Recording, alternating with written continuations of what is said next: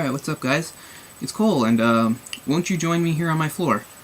The thing was, when I started doing these, I always anticipated, having a better background and stuff like that to do. I was doing them up on my bed, which is there, and, I always thought it would be sort of a temporary thing. It is. I'm going to be moving this month, but, it's, getting pushed back and that sort of thing. And anyway, I always envisioned, like I said, having, a more personalized background with some of my stuff. You see graphic novels and comics, and there's the boxes just stacked there. So this is just, thought I'd just try something different here. This is my second take, actually, because I didn't anticipate this too well and cut sort of the top of my head off in the frame. Hopefully that's not happening again. So anyway, so we don't need any furniture, right? As Randall Flagg in Stephen King's The Stand said, liars sit in chairs, truth tellers, we just sort of hunker down. So won't you join me here? Alright, cool. So I just wanted to talk a little about my favorite superhero and character in Marvel Comics, and that's Moon Knight, for those of you who don't know. But anybody who's followed my stuff knows I'm a big Moon Knight fan, so let's talk a little about where he's at right now.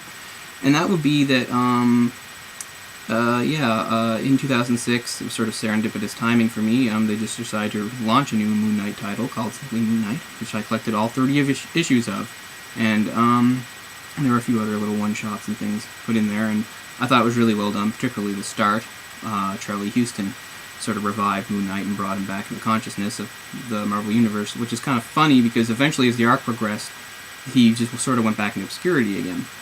He sort of, Norman Osborn sicked the Thunderbolts on him. He sort of became public enemy #1 in New York, and he was forced to fake his own death to get out of there, and he actually went down to Mexico to hide out for a while, and that's what the last arc of that series is called. It's called Down South, and it's about his exploits in Mexico, where he sort of leaves the Mark Spector personality of his behind and just sort of embraces Jake Lockley, which is more of a less complex personality, more simple, more one-dimensional, just at least some of the complications out of it, and maybe that's what he needed, because, Moon Knight's a pretty screwed up guy. He had visions of Khonshu and stuff. He'd been very ultra-violent, which is one of the reasons why S.H.I.E.L.D., at the time S.H.I.E.L.D., and then later decided to make an example of him.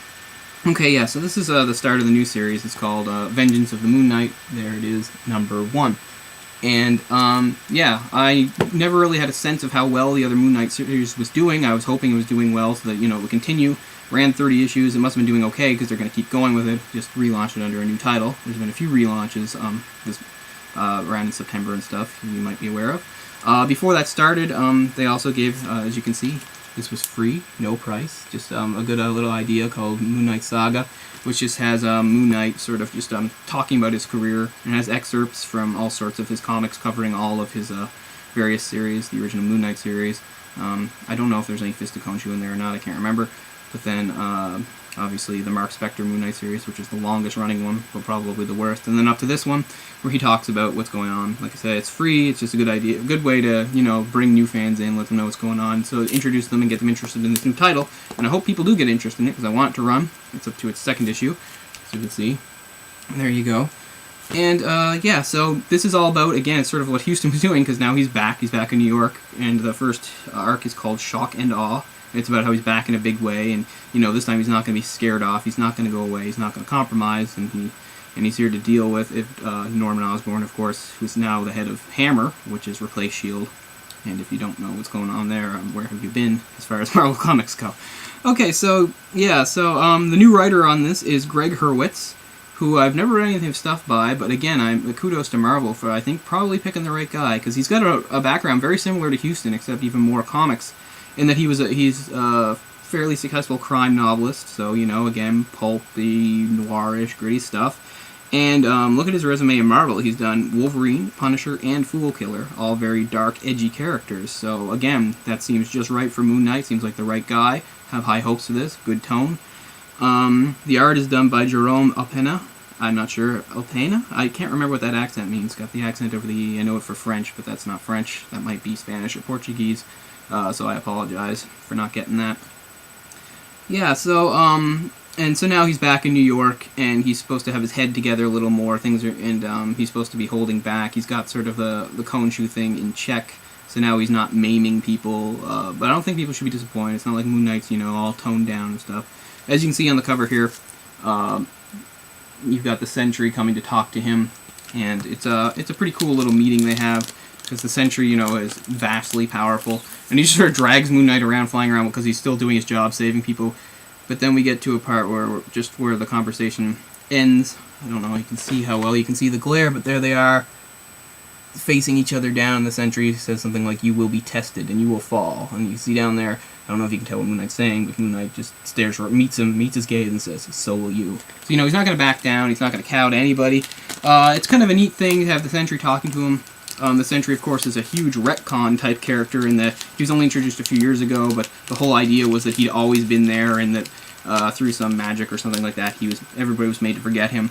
So as they've the last few years that they fleshed out the Sentry, it's always been understood that he's got a history with a lot of Marvel heroes, that he was a prominent member of the hero community. Also, I didn't think to bring it out, but I've got Hulk number 9, which was the new Hulk series that Jeff Loeb was writing. I picked up 9 simply because Moon Knight makes an appearance in it, and it's kind of a cool little thing. I don't know where it fits continuity-wise or anything like that, but it's cool. It's got the Hulk, Moon Knight, Ms. Marvel, and the Sentry. I think that's it. And they're all in Las Vegas, and all of a sudden people are turning into Wendigos, and they're wreaking havoc, and they're trying to stop them, of course. And although Moon Knight is, of course, he's easily the least powerful character there, he actually plays a big role in helping stop that. It gets really out of hand, in fact, when the Hulk gets attacked by a bunch of Wendigos, and they all bite him and infect him. He becomes sort of Wenda-Hulk, or Hulk-to-Go, or whatever. It's pretty cool. And Moon Knight says something like, "There's something you don't see every day," or something like that. But anyway, again, Moon Knight, it's a cool thing. And when it's over, and of course the Sentry's part of it, he and the Sentry have a little conversation, which gives you the idea that they had a history and knew each other. They talk a little shop because they're both a little messed up in the head, and they talk about seeing psychiatrists and stuff like that. So I think they drew on that when they talked about this. It's interesting, Moon Knight seems to held back in the conversation of not accusing the Sentry of just being like a stooge for Osborn, because at the moment the Sentry is actually in Osborn's version of the Avengers, who of course are just sort of a perversion of the Avengers, Dark Avengers. And the real Avengers are fighting against them. Well, they're not on the side of law and order. Running out of time. What else could I talk about with Moon Knight? I wanted to just show you something, because I didn't do it before, and I was talking about Moon Knight. It's one of the cooler things I own. It's number 55 in the Mark Spector Moon Knight series. Again, the weakest series, but still, I want to show it because this is the best cover I own. I don't own a cover better than that. It's really badass, and it's awesome. And it's by artist Stephen Platt, who is an interesting guy because he was really talented. He also penciled this issue. It looks amazing. And Stephen Platt came onto the scene quite suddenly, sort of in the more mainstream. I know he'd done other stuff. And his art style was very popular. People loved it. I think it was sort of reminiscent to some people of Todd McFarlane's style. I'm not saying, it was just a clone of that, more than that. But again, he was poised to be, really big. And he didn't stay very long and just sort of went out of comics. And a lot of people didn't know what happened to him. I've read that he's done stuff like in animation and stuff, and, storyboarding, even stuff in music videos and things like that. But I've also read that people have talked to him about it, and he said he would like to return to comics, because he loves that stuff. He'd return if the conditions were right. I'm not sure what that means, of course.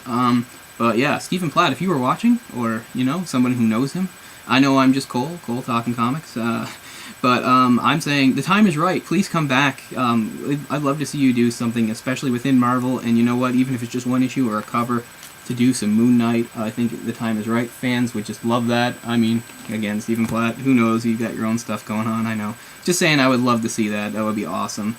I have high hopes again for what's going on in this new series, Vengeance of the Moon Knight. I hope it runs a long time until, the day comes where I can take over writing for it. Yeah, so, okay, yeah, that's that. I just wanted to say that, and again, I've somehow managed to take up a whole lot of time in saying it, but that's my Moon Knight update. I'll update it again, maybe in a few months if something really cool happens. In the meantime, hopefully, before Halloween rolls around, I'll have something sort of Halloween-themed for you guys, so be sure to check that out. Thanks a lot for watching. This is Cole on the floor, and I'm signing off. I had to reach a little bit to do that. Alright, see ya.